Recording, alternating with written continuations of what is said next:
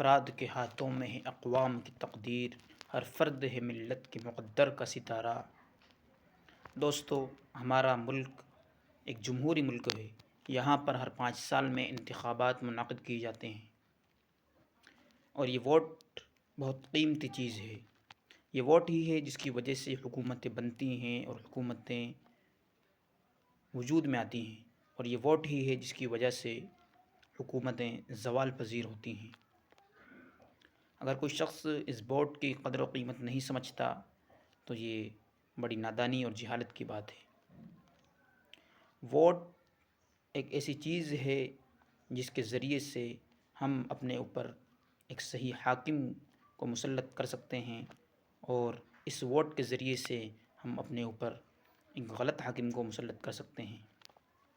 اگر ہم اس ووٹ کا صحیح استعمال کریں گے تو ہم صحیح نمائندہ اپنے لیے چنیں گے، اور اگر اس ووٹ کا ہم غلط استعمال کریں گے تو غلط اور ظالم، پریشان کرنے والا نمائندہ ہم اپنے اوپر مسلط کریں گے۔ ووٹ کی ہمارے علماء کرام نے 3 حیثیتیں بیان فرمائی ہیں کہ شرعی اعتبار سے ووٹ کی 3 حیثیتیں ہیں۔ ووٹ کی ایک حیثیت گواہی کی ہے، اور ووٹ کی ایک حیثیت سفارش کی ہے، اور ایک حیثیت وکالت کی ہے۔ اگر ہم ووٹ ڈال رہے ہیں تو گویا کہ ہم یہ گواہی دے رہے ہیں، یعنی صحیح اور غلط کے بارے میں ہم گواہی دے رہے ہیں۔ تو ہمیں اپنے ووٹ کو سوچ سمجھ کر استعمال کرنا ہے، صحیح جگہ پر ہمیں ووٹ ڈالنا ہے۔ جس کا ہم انتخاب کر رہے ہیں اپنے ووٹ کے ذریعے، اور جس کے حق میں ہم گواہی دے رہے ہیں، کہیں وہ ایسا تو نہیں ہے جو آگے چل کر ہمیں پریشان کرے گا، ملکوں کے اندر اور قوم کے اندر ظلم و زیادتی کرے گا، ملک کے لوگوں کو پریشان کرے گا، ہمارے دین کو نقصان پہنچائے گا۔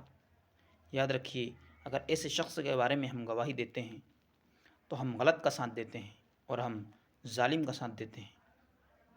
اور جس کے حق میں ہم گواہی دیتے ہیں وہ اچھا ہے، لوگوں کے حق میں اچھا ہے، ملک کے حق میں اچھا ہے، ہمارے دین کو کوئی نقصان اس سے نہیں ہے، تو ہم ایک اچھے شخص کا ساتھ دیتے ہیں، اور اچھے آدمی کا ہم اپنے لیے اور اپنی قوم کے لیے انتخاب کرتے ہیں۔ تو یاد رکھیے، اگر وہ شخص اچھا ہے، وہ حکمراں اچھا ہے، اور وہ ہمیں فائدہ پہنچاتا ہے، اور وہ جتنے بھی اچھے کام ملک کے اندر کرے گا تو اس کا اجر ووٹ ڈالنے والے کو بھی ملے گا۔ اسی طریقے سے ایک حیثیت اس کی سفارش کی بھی ہے، گویا کہ ہم اس کی سفارش کر رہے ہیں۔ اسی طریقے سے ایک حیثیت وکالت کی ہے، گویا ہم اس کو اپنا وکیل بنا رہے ہیں۔ تو ہم ووٹ کو بہت سوچ سمجھ کر کریں، صحیح آدمی کا ہم انتخاب کریں جو ہمارے دین کو اور ہماری قوم کو کوئی نقصان نہیں پہنچائے۔